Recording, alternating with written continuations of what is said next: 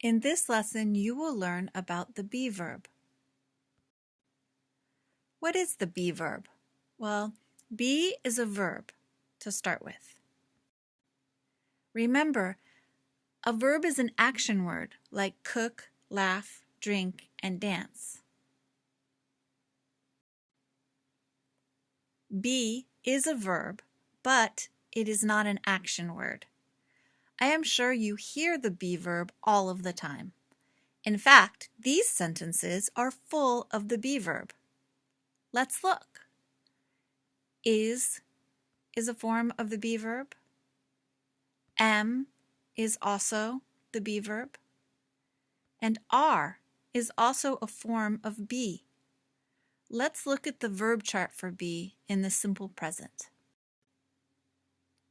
Here is a chart with the pronouns, and here are the forms of the be verb.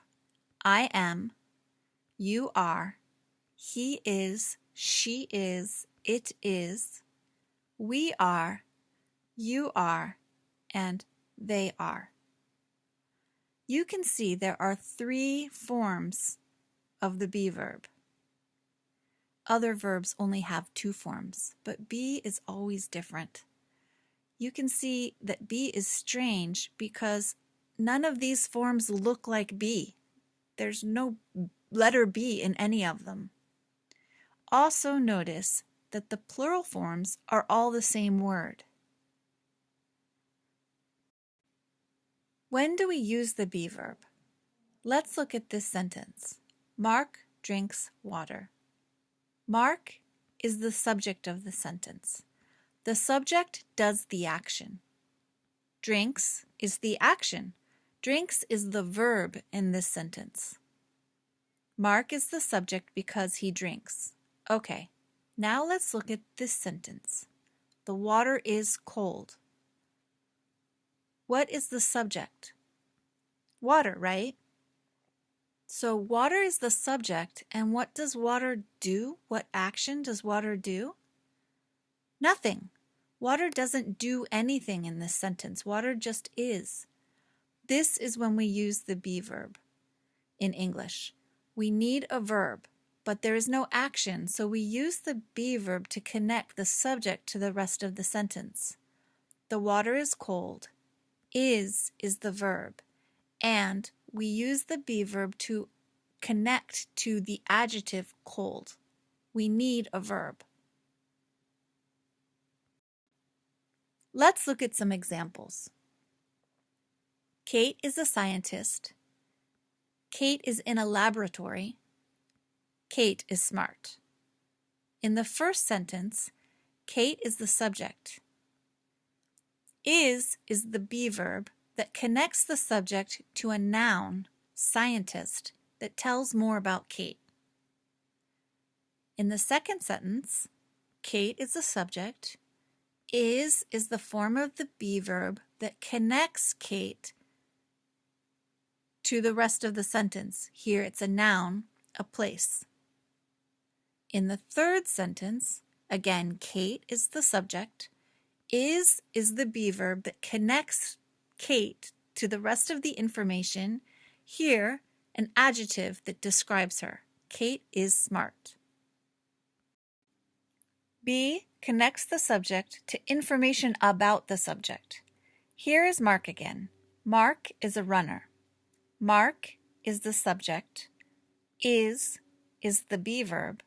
And a runner is more information about Mark. Be is the verb that connects the information to the subject when there really isn't any action. Here, the more information is a noun, runner, but we can change the sentence. Mark is thirsty. Now, the information is an adjective. Mark is at a park. Now, that information is at a place. Mark is from California. Also, a place, from a place.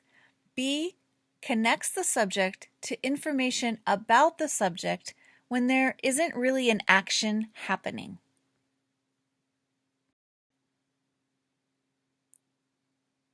If you say to me, "My friend Diana, an engineer," I understand more or less what you're saying, but the grammar is incorrect. We need the be verb to connect the subject to the noun engineer. My friend Diana is an engineer. We need the be verb for the sentence to be correct. If you say, "These strawberries very sweet," I understand, but the grammar is incorrect. There is no verb in this sentence, and every sentence needs a verb. So we use the be verb. The strawberries are sweet. And here, are is the be verb that connects the strawberries to the adjective sweet. In some languages, you can say, "Frank in the kitchen," and everybody understands. But in English, this doesn't work. We say, "Frank is in the kitchen," because we need that be verb. Here's one more example. Can you see what is wrong? It is missing a be verb. What form of be should go here? Am. I am from California. This is correct grammar. There are 3 forms of be in the present, but we have more than 3 pronouns in this chart. Am always goes with I and only I, but look at are. Are goes with you, we, and they. And is could be he is, she is, or it is. This is why we always need a subject in every sentence in English. Let's look at an example. In English, we need a subject in every sentence. In some languages, you can say, "are interesting," but in English, we don't know what you mean. You are interesting, we are interesting, they are interesting. Since there are only 3 forms of be, we need to include a subject in every sentence. Are interesting is incorrect. Languages are interesting. Okay, let's look at one more thing about the verb be. We can use a contraction. Look at these 2 sentences. She is a student and she's a student. They sound almost the same. We see the be verb is in the first sentence. In the second sentence, there is just an S. This is called a contraction. A contraction is 2 words in one. This mark here, this mark is an apostrophe, and we use it in contractions. Combine the pronoun and be to make a contraction. Let's do it. Look at I am. So in I am, we drop the A, we move the M a little closer, and we add an apostrophe. I'm. You are. Again, we drop the A here, we push it a little closer, and we add an apostrophe. Your.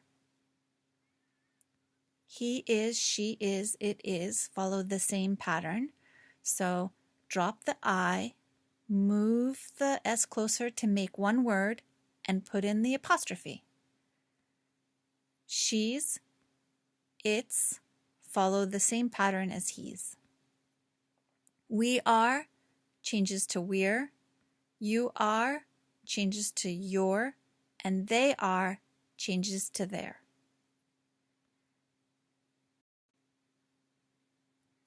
Fill in the blanks. Let's practice. Maybe you want to pause the recording and try to fill in the blanks yourself. Okay, are you ready for the answers? Amy and Lynn are friends. Amy is from California. Lynn is from Colorado. Amy and Lynn are college students. In this photo, they are happy because they are on a camping trip together. In this lesson, you learned a lot about the be verb. You learned be is a verb. We use be to connect the subject to more information like a noun, adjective, or place. There are 3 forms of be in the simple present: am, is, are. And we make contractions with be: I'm, he's, and there.